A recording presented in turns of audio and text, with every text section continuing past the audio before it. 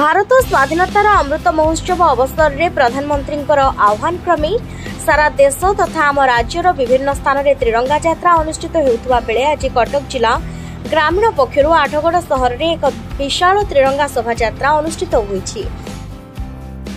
खुंटुणी ठारू त्रिरंगा शोभायात्रा बाहरी आठगड़ सहर परिक्रमा कर विजु पट्टनायक कल्याण मंडप ठारे शेष होता। विजु पट्टनायक कल्याण मंडप परिसर में विभाजन विभीषिका स्मृति दिवस पालन हो जाइछि। एही अवसर में कटक जिला सभापति रामनारायण महांती सभापतित्व में सभारे अतिथि भाव में बीजेपी राज्य प्रवक्ता सर्जन शर्मा, राष्ट्रीय परिषद सभ्य ब्रजेंद्र राय प्रमुख जोग देथिले।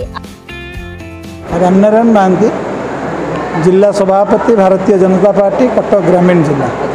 भारतीय जनता पार्टी आमर शीर्ष नेतृत्व देशर यशस्वी प्रधानमंत्री नरेंद्र मोदी जी शासन आसवा पर ये देश स्वाधीनता को एक उत्सव भाव में पालना करुच्ची।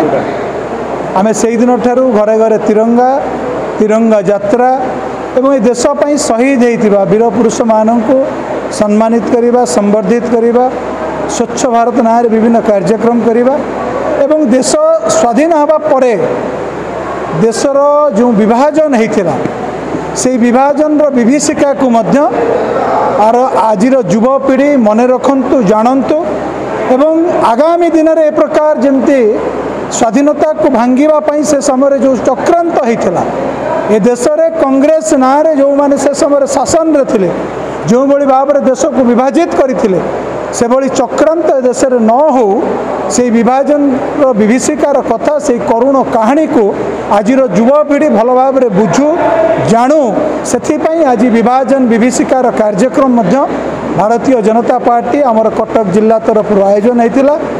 आमर राज्यर वरिष्ठ नेता सर्जन शर्मा महोदय आज उपस्थित थिले।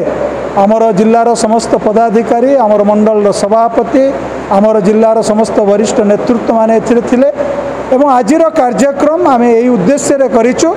स्वाधीनता आम पई एक पर्व आकु उत्साह सहित आनंदर सहित उद्दीपनार सहित पालन करिबा पई एवं आगामी दिन रे ये स्वाधीनता को बरकरार रखिबा पई बजाय रखिबा पई आमर कार्यकर्ता एवं देशर युव समाज आमर नेत्री आमर समस्त आमर अंचलर अधिवासी ए देशर समस्त नागरिक एथिरु निजुको प्रेरणा नियंतु। एथिपाई आमर आज तिरंगा यात्रा एवं विभाजन विभीषिकार कार्यक्रम। Athgarh report Utkal news.